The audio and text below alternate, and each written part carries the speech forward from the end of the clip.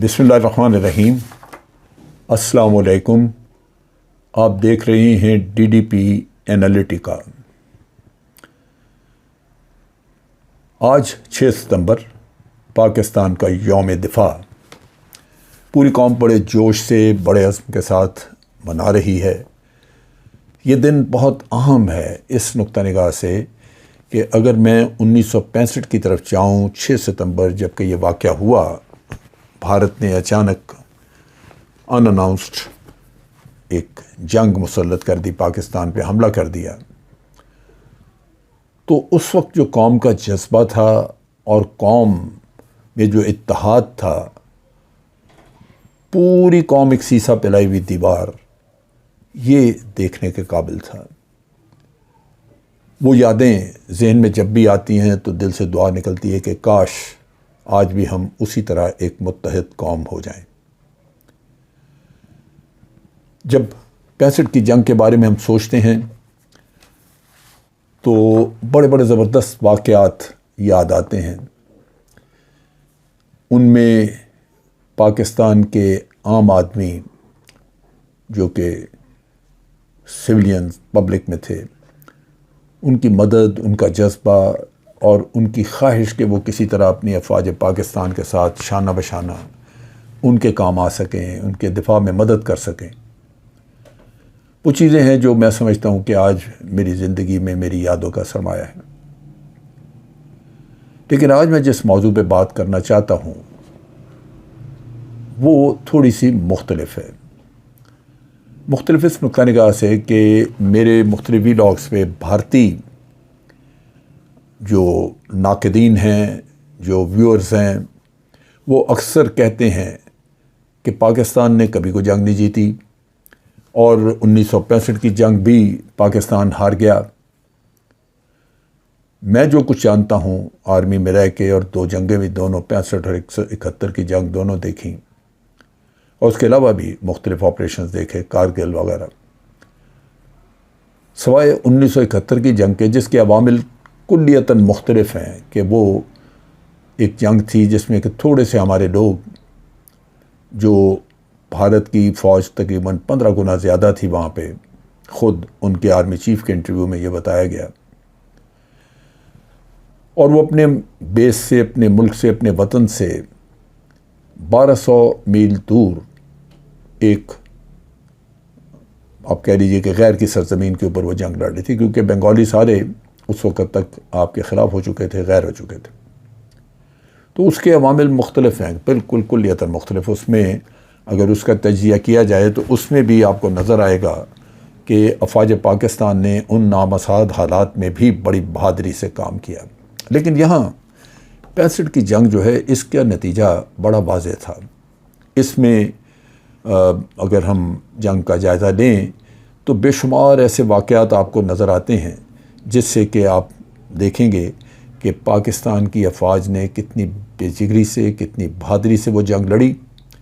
اور اس میں بھارت کا کتنا نقصان ہوا، اور بھارت کس حد تک اس جنگ کے نقصان سے متاثر ہوا، اور ان کے بیانات اس وقت کے کیا تھے۔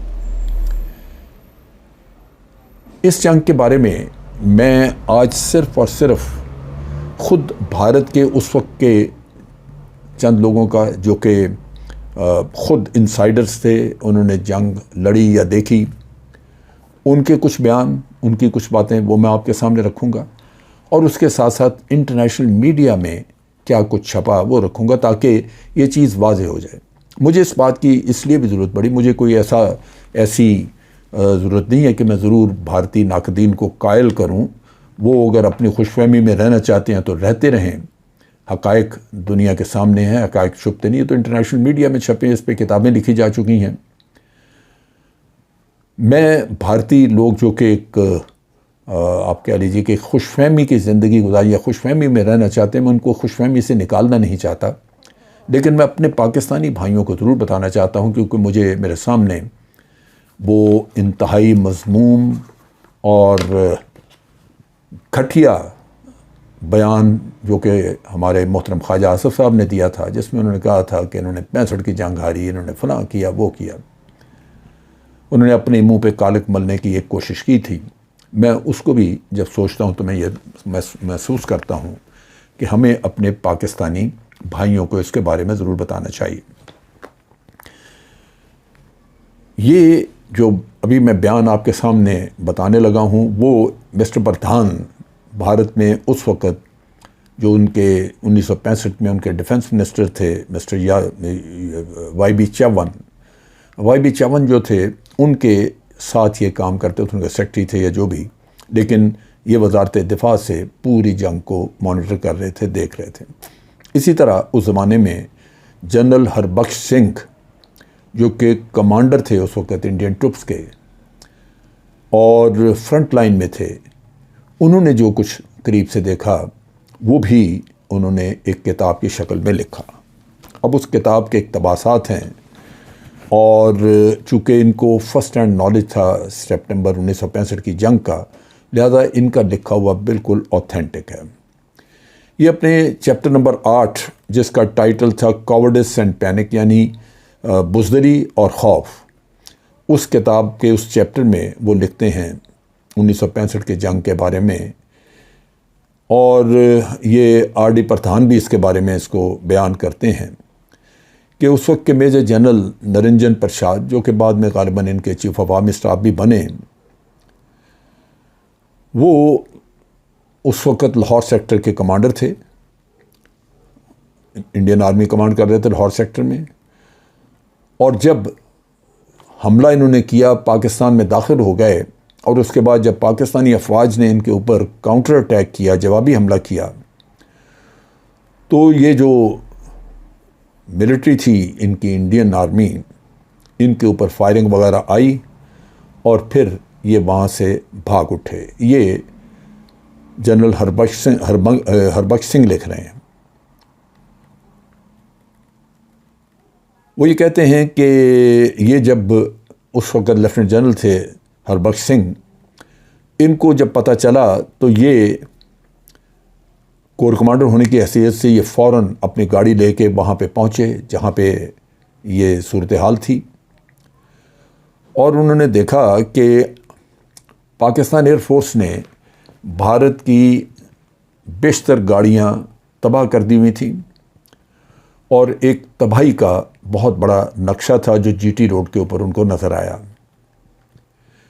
وہ کہتے ہیں کہ انڈین گاڑیاں جو تھیں وہ جل رہی تھیں، اس میں بہت ساری گاڑیاں جو کہ 15 ڈویژن بھارتی 15 ڈویژن کی تھیں، ان کو اسی طرح انجن ان کے چل رہے تھے، لیکن ان کو چھوڑ کے تو جوان بھاگ چکے تھے، وہاں سے بھاگے ہوئے تھے. اس پہ وہ یہ کہتے ہیں کہ جنرل نرنجن پرساد جو کہ اس وقت وہاں کے سیکٹر کمانڈر تھے، وہ ایک تازہ کوئی کھیت جس میں کہ پانی کچھ وقت پہلے لگایا گیا ہوا تھا، یہ گنے کا کھیت تھا، اس میں چھپے ہوئے پائے گئے. ہربخش سنگھ یہ بتاتے ہیں کہ نرنجن پرساد جب باہر نکلے اس کھیت سے، ان کو جب باہر بلایا گیا وہ آئے تو ان کے بوٹ کیچڑ میں بھرے پڑے تھے، تازہ کیچڑ بوٹوں پہ لگا ہوا تھا، شیو کی نہیں ہوئی تھی، اور جو ان کے بیجز آف رینکس وغیرہ تھے وہ لگے نہیں ہوئے تھے. اور اس قدر بدحالی میں اور خوفزدہ چہرے سے ان کو وہاں پہ حاضر دیکھا گیا کہ جس کا افسوس ہوا، دکھ ہوا ان کو. جنرل ہربخش سنگھ کہتے ہیں کہ میں نے اس سے پوچھا، جنرل نرنجن پرساد سے، کہ آپ ہی کمانڈنگ آفیسر ہو، آپ ہی جنرل آفیسر کمانڈنگ ہو، کیونکہ شکل سے وہ کلی لگ رہے تھے. اس نے کہا کہ حالت جو اس کی بنی ہوئی تھی وہ ایک کلی کی حالت تھی. پھر جنرل ہربخش سنگھ نے پوچھا ان سے، نرنجن پرساد سے، کہ آپ نے نہ شیو کی ہوئی ہے اور یہ بیجز آف رینک تک نہیں لگائے ہوئے، کیسے پتہ چلے گا کہ تم جنرل ہو؟ وہ کہتا ہے کہ جنرل نرنجن پرساد کے پاس کوئی جواب نہیں تھا. پھر اپنے چیپٹر 12 میں پردھان جو کہ وائی بی چون کے ساتھ، جو اپنے ڈیفنس منسٹر کے ساتھ تھے، وہ لکھتے ہیں ریٹریٹ ٹو بیاس. وہ کہتے ہیں کہ چیف آف آرمی اسٹاف جو تھے اس وقت کے، ان سے ڈسکشن وغیرہ ہوئی تو انہوں نے تجویز دی کہ ہمیں فوری طور پہ میدان جنگ چھوڑ کے تو دریائے بیاس کے پیچھے آ کے تو وہاں پناہ لینی چاہیے، وہاں دفاع دینا چاہیے، کیونکہ پاکستان آرمی کا اٹیک اتنا خوفناک ہے کہ مجھے نہیں لگتا کہ بھارت کی فوج اس کا مقابلہ کر سکتی ہے۔ چنانچہ اس طرح یہ لاہور کی طرف آئے ہوئے اٹیکس جو تھے ان کا حشر ہو گیا۔ پردھان یہ بھی کہتا ہے کہ اسی چیپٹر میں وہ بات کرتا ہے کہ انڈیا کے جو چیف آف آرمی اسٹاف تھے اس وقت ان کا وہ تھے جنرل چودھری ان کا نام تھا، وہ سمجھ رہے تھے کہ جو مین بیٹل جو ایکچول جنگ ہے ابھی لڑنی وہ بیاس کے پار ہی جا کے لڑی جا سکتی ہے، کیونکہ کھلے میدان میں اب سوائے بھارتی فوجوں کی تباہی کے اور کچھ نہیں رہ گیا۔ چنانچہ وہ یہ چاہتے تھے کہ اگر ہم نے وہاں بیاس کے دوسری طرف جا کے لے لیا دفاع تو بچت ہوگی، ورنہ پاکستان آرمی دہلی تک پہنچ جائے گی۔ سو ریزسٹنس دوسری طرف سے یعنی بھارت کی طرف سے تقریباً ریزسٹنس بریک ہو چکا تھا۔ پردھان اپنی کتاب میں بہت سی جگہوں پہ وائی بی چاون کا بھی ریفرنس دیتے ہیں، اور سپٹمبر یعنی 9 ستمبر کی وہ ایک انٹری بتاتے ہیں۔ اس میں کہتے ہیں کہ چاون نے اپنی ڈائری میں لکھا کہ آج بہت ہی سخت دن تھا، بڑی شدید جنگ ہوئی، اور پاکستان کے جو کاؤنٹر اٹیک تھے، جو پاکستان نے جوابی حملے کیے، وہ اتنے سخت تھے کہ ہمیں قصور سیکٹر میں خاص طور پہ وڈرا کرنا پڑا، پیچھے جانا پڑا۔ میں یہاں پہ یہ بھی ذکر کر دوں کہ 1965 میں میں قصور سیکٹر میں تعین تھا۔ چیف آف آرمی اسٹاف نے اس وقت یہ وائی بی چاون لکھتے ہیں کہ وہ سرٹن نہیں تھے، ان کو یعنی پوری طرح یقین نہیں تھا، اعتماد نہیں تھا کہ انہیں کیا کرنا چاہیے اور کیسے کرنا چاہیے، یعنی جنگ کے معاملے میں وہ اپنے حواس کھو بیٹھے ہوئے تھے۔ وہ یہ کہتے ہیں کہ ان کی حواس باختگی واضح تھی۔ شیکھر گپتا جو کہ انڈین ایکسپریس کے ایڈیٹر بھی ہیں، انہوں نے بھی لیفٹیننٹ جنرل ہربخش سنگھ کے ریفرنس سے لکھا ہوا ہے کہ جنرل چودھری نے جنگ میں کوئی رول ادا نہیں کیا، کیونکہ وہ جیسے وائی بی چاون کہہ رہے ہیں کہ حواس باختہ تھے۔ پوری کیمپین میں وہ کوئی خاص رول انہوں نے ادا نہیں کیا، بلکہ تھرو آؤٹ وہ بڑے بری طرح نروس رہے، اور وہ ذہنی طور پہ تیار تھے کہ آدھا پنجاب اگر ہاتھ سے جاتا تو جائے، جس میں امرتسر شہر بھی شامل تھا۔ ہربخش سنگھ یہ بتاتے ہیں، بیان کرتے ہیں کہ ہمارا اوفینسو یعنی بھارت کا اوفینسو جو لاہور سیکٹر میں انہوں نے جو حملہ کیا تھا وہ بالکل اکھڑ چکا تھا۔ اب یہ اور بہت سارا اور کچھ انہوں نے لکھا ہوا ہے کہ کس طرح بھارتی افواج کی تباہی ہوئی، لیکن میں آپ کے سامنے رکھتا ہوں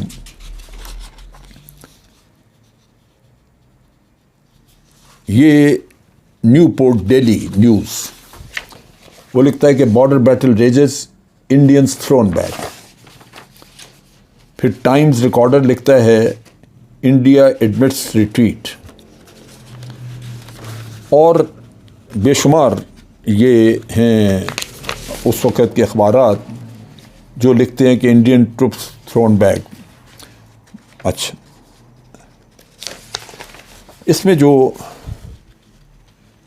India admits army driven back in main battle zone, یہ انڈیا ایڈمٹ کرتا رہا۔ یہاں پہ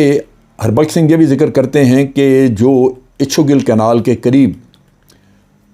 نرنجن پرساد صاحب کی جو جیپ تھی وہ چھوڑ کے چونکہ بھاگے ہوئے تھے، پہ اللہ جانے پیدل کس طرح دوڑ کے کہیں بھاگ کے نکلے جان بچا کے،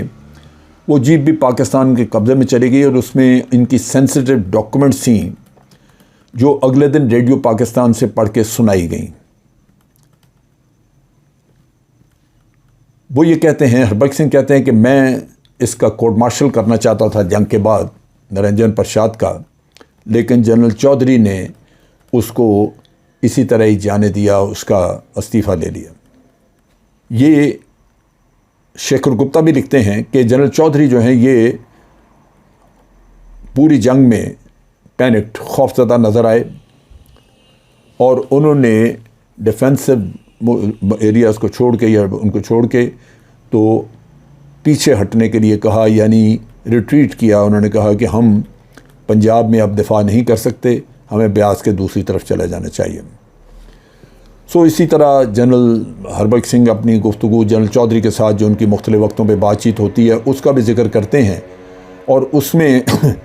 وہ یہی کہتے ہیں کہ جنرل چودھری جو ہیں وہ ہر وقت اپنے جنگ کے تقریباً وہ ہارے ہوئے ایک چیف آف آرمی اسٹاف تھے۔ اب یہ تو خود ان کی کتابوں میں ہے، لیکن اس وقت کے جو غیر ملکی اخبارات تھے ان کے کچھ اقتباسات میں نے پڑھے، کچھ میں اور آپ کے سامنے رکھتا ہوں۔ دی لندن ڈیلی مرر، اس نے 1965 کی جنگ کے بارے میں وہاں لکھا اس وقت کہ پاکستان کے میدانوں میں موت کی بدبو جو کہ سخت دھوپ کی وجہ سے لاشیں سڑ رہی تھیں وہ آپ کو سونگھنے کو ملتی ہے، کیونکہ وہ یہ کہتے ہیں کہ یہیں انڈیا کا مین اٹیک فیل ہوا تھا، یعنی بھارتی فوجیوں کی لاشیں وہاں پہ گل سڑ رہی تھیں، اتنی زیادہ لاشیں تھیں، ان کو اٹھانے والا کوئی نہیں تھا، اور چونکہ مین اٹیک یہیں فیل ہوا تو وہ سب اپنی لاشیں چھوڑ کے بھاگے۔ رات کے وقت وہ یہ کہتے ہیں کہ اس سیکٹر میں بھارتیوں نے جو کچھ بھی کر سکتے تھے، جو فوج تھی سب جھونک دی اس میں، ہر طرح کی ری انفورسمنٹس، لیکن ویو آفٹر ویو، یعنی ایک لہر کے بعد دوسری لہر ان کے حملوں کی بھارتیوں کی آتی رہی، لیکن پاکستانیوں نے ہر حملے کو مار بھگایا۔ لندن ڈیلی لکھتا ہے، لندن ڈیلی ٹائمز، کہ بھارت جو ہے وہ جس قوم کے خلاف لڑ رہا تھا وہ آؤٹ نمبر تھی، یعنی بھارت عددی اعتبار سے اس سے بہت بڑا تھا، 4 گنا بڑا تھا، اور پاپولیشن کے لحاظ سے بھی 4-5 گنا بڑا تھا، اور جو فوج تھی وہ تقریباً بھارت کی 3 گنا سے بھی زیادہ تھی، پاکستان کی فوج چھوٹی تھی، اس کے باوجود بھارت کو یہ دن دیکھنا پڑا۔ ٹائمز کا رپورٹر لوئی کرار وہ لکھتا ہے پاکستان کی قوم کے بارے میں کہ اس قوم کو کون شکست دے سکتا ہے جو یہ جانتی ہے کہ موت کے ساتھ آنکھ مچولی کیسے کھیلنی ہے۔ امریکہ کا ایویشن ویک، یہ جنگ کے بعد 1-2 سال بعد اس نے کہیں اس پہ ریسرچ وغیرہ کی، اس جنگ کو سارا دیکھا، تو پاکستان ایئر فورس کے بارے میں وہ لکھتے ہیں کہ پی ایف نے 1965 کی جنگ میں وہ فتح حاصل کی جو 1967 کی جنگ میں اسرائیل نے عربوں کے اوپر حاصل کی تھی۔ وہ ساری وضاحت دیتا ہے کہ کتنی بڑی ایئر فورس تھی عربوں کی، یعنی 5 گنا بڑی تھی، اسی طرح بھارت کی ایئر فورس 5 گنا بڑی تھی، لیکن پاکستانیوں نے جو وکٹری حاصل کی وہ بے مثال تھی، اور زیادہ تر وہ ایئر ٹو ایئر بیٹلز میں تھی، یعنی جو ڈاگ فائٹ ہوتی ہے اس میں، اور یہ وہی جنگ تھی جس میں کہ ایک ہی سوٹی میں ایک ہی وقت میں ہمارے اس وقت کے اسکواڈن لیڈر ایم عالم، انہوں نے بھارت کے 5 جہاز گرائے تھے، یہ ورلڈ ریکارڈ ہے۔ لہذا یہ چیزیں اگر آپ دیکھیں تو آپ کو اس سے بھی اندازہ ہوتا ہے، لیکن اس کے ساتھ ساتھ یہ بھی آپ دیکھیے کہ جب اقوام متحدہ میں جنگ بندی کی قرارداد پیش ہوئی تو پاکستان تو ابھی سوچ بچار کر رہا تھا، بھارت نے سب سے پہلے یہ قرارداد منظور کر لی، اور یہی چیز وہ پردھان اپنی کتاب میں بھی لکھتا ہے کہ انہوں نے بھارت نے فوری طور پہ 22 ستمبر کو یہ قرارداد منظور کی اور کہا جی ہم سیز فائر قبول کرتے ہیں۔ اگر بھارت اس وقت بالکل جنگ میں کچھ فتح حاصل کر رہا ہوتا تو بھارت جیسا دشمن سوال ہی پیدا نہیں ہوتا کہ کبھی وہ یہ سیز فائر قبول کرتا۔ پاکستان نے بھارت کے قیدی جب واپس کیے تو ہمارے پاس بھارت کے قیدی بھارت کے پاس جو پاکستانی تھے ان سے کئی گنا زیادہ تھے۔ جب علاقے کا ایکسچینج ہوا تو بھارت کے پاس جو علاقہ تھوڑا بہت پاکستان کا اس نے کیپچر کیا ہوا تھا، ہمارے پاس اس سے کئی گنا زیادہ علاقہ تھا، وہ واپس کیا۔ کسی بھی لحاظ سے اگر آپ دیکھ لیں تو ہماری بات چھوڑ دیں، انٹرنیشنل میڈیا کا کوریج اگر آپ پڑھ لیں، اور یہ خواجہ آصف کو بھی پڑھنا چاہیے، بھارتیوں کو تو دیکھنا ہی چاہیے لیکن خواجہ آصف کو بھی خاص طور پہ دیکھنا چاہیے کہ پاکستان آرمی نے واقعی 1965 میں ایک نئی تاریخ رقم کی تھی، ایک ایسی تاریخ جو آپ اسلام کے شروع کے دنوں میں دیکھتے تھے کہ جس جذبے سے، جس طرح اللہ اکبر کا نعرہ لگا کے لوگ جنگ لڑتے تھے اور اللہ کی تائید ان کے ساتھ ہوتی تھی، یہ وہی نقشہ تھا جو 1965 میں ہم نے دیکھا، اور افواج پاکستان نے پاکستان کے عوام کی حفاظت بھی کی اور ان کی لاج بھی، ان کا جو اعتماد تھا وہ بھی بھرپور طریقے سے دفاع کیا۔ آج کے لیے اتنا ہی۔ افواج پاکستان زندہ باد، پاکستان پائندہ باد۔